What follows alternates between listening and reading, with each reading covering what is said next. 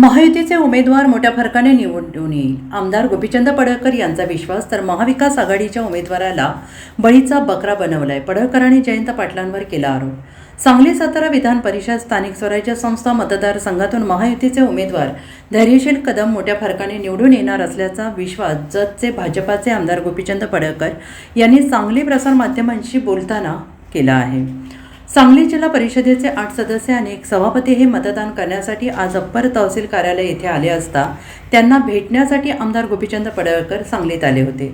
मागच्या काही काळात महायुतीतील असंतोषाबाबत विचारलं असता ते म्हणाले की घरात रुसवे फुगवे असतात, ते जिवंतपणाचं लक्षण आहे. काही वैचारिक विषय होते ते वरच्या लेवलला मिटले आहेत. कोणताही वादविवाद या क्षणाला महायुतीमध्ये नाही, तर इतर बाकी काही लोक भाजपच्या विकासाच्या अजेंड्यासोबत येण्याच्या विचारात आहेत. त्यामुळे आता महायुतीचा उमेदवार मोठ्या फरकाने या मतदारसंघातून निवडून जाणार, यात काही शंका नाही. 1,00,000% आमचा उमेदवार विजयी होणार असा विश्वास आमदार गोपीचंद पडळकर यांनी व्यक्त केला आहे. तर महाविकास आघाडीच्या उमेदवाराला अभयसिंह जगताप यांना बळीचा बकरा बनवला आहे असा आरोप गोपीचंद पडळकर यांनी जयंत पाटलांवर केला आहे. कारण या जागेवर विजय मिळण्याची शक्यता असते तर त्यांनी त्यांच्या मुलालाच उभे केले नसते का, असा सवाल त्यांनी यावेळेस केला आहे.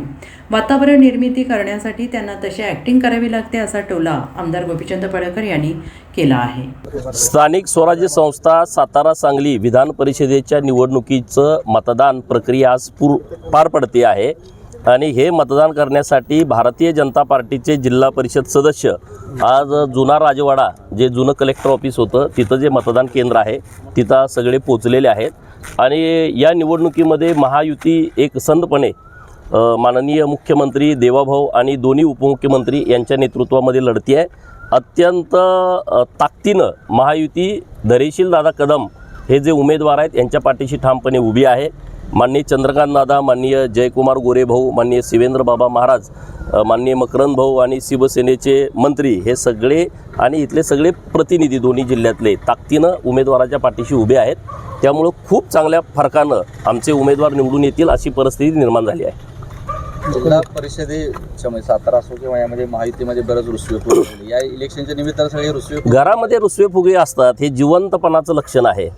वैचारिक वाद विवाद असणं आणि तो एका क्षणाला आल्याच्या नंतर मिटणं हे चांगलं लक्षण आहे. त्यामुळं काही वैचारिक विषय होते ते वरच्या लेवलला मिटलेले आहेत माननीय मुख्यमंत्री महोदय आणि दोन्ही उपमुख्यमंत्री बसून. त्यामुळं कुठलाही वादविवाद महायुतीमध्ये आज या क्षणाला नाही. आणि इतर पण मंडळी बरेच हे भारतीय जनता पार्टीच्या विकासाच्या अजेंड्याच्या सोबत येण्याचा विचार करते असं एकत्रित ऐकिवात आहे.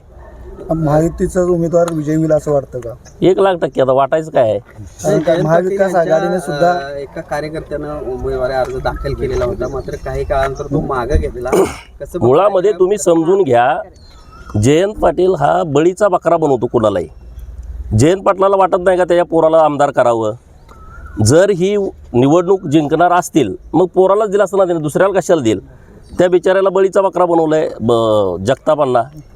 तुम्ही स्वतः घरातच द्यायची ना उमेदवारी, त्याला लॉन्च करायचं आहे. आणि आता 29पर्यंत दुसरी कुठली निवडणूक नाही, परंतु त्याला माहीत आहे की त्यांच्या जवळची पण लोकं फुटणार आहेत. त्यामुळं ते ह्या भानगडीत पडत नाही. परंतु वातावरण निर्माण करण्यासाठी त्यांना ॲक्टिंग करावी लागते. ह्याला जाऊन भेटलं, काहीतरी पुडी सोडायची, काहीतरी कुचकं बोलायचं, वादविवाद निर्माण होईल असं नाराजासारखी भूमिका मांडायची, हे त्यांनी गेल्या 8 दिवसामध्ये केलं. पण भाजप पूर्णपणे आणि महायुती माननीय मुख्यमंत्री महोदयांच्या सोबत आहे, हे तुम्हाला आता 22 तारखेला निकालातून कळेल. महाविकास आघाडीची मतं फुटतील असं वाटतं. Bureau report SBN Marathi Sangli.